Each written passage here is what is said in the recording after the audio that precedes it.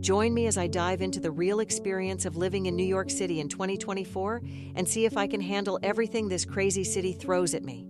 New York City, the city that never sleeps, the city of dreams, the city that's always calling your name. There's no place quite like it, and for many, it's the ultimate destination. But what's it really like to live in the Big Apple? People often think of New York City as a land of endless opportunity and excitement, where the lights are always bright, the energy's always high, and the possibilities are endless. And yes, there's some truth to that. But there's also a flip side, a side that's often hidden from view, especially if you're not living here. One of the biggest misconceptions about New York City is that it's all glamour and glitz. But the reality is that most people here are just trying to make ends meet, working multiple jobs just to pay the rent, and fighting to find a decent place to live. It's not all fancy cocktail parties and upscale restaurants. For most of us, it's a daily grind. And then there's the pressure to always be on. New York City is a city that values hustle and hard work above all else, and if you're not constantly pushing yourself to be better, you're seen as falling behind.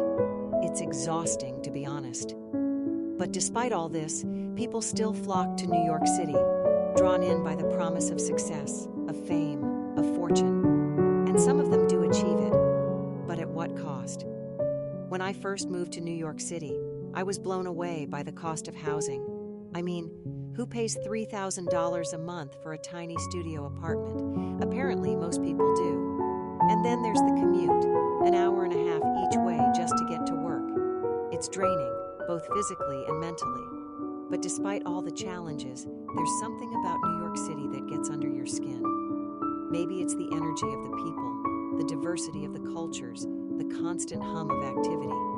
Whatever it is, I've found that it's a city that's impossible to love and hate at the same time. I remember one particular incident that really drove home the highs and lows of living in New York City.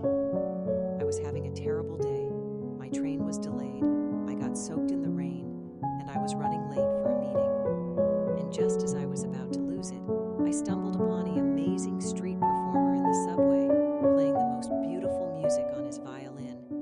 It was like the city was reminding me that even on the worst days, there's always something to be grateful for.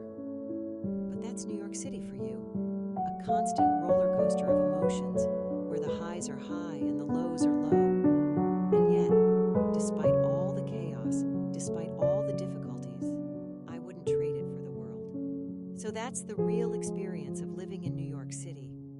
It's not all glamour and glitz, but it's not all doom and gloom either. It's a balance of pros and cons, of highs and lows, of endless possibility and daily struggle. Thanks for watching, guys. If you're a New Yorker, I'd love to hear about your experiences living in the city. What do you love about it? What do you hate about it? Let me know in the comments below. And if you're new here, consider subscribing for more content about city living and beyond.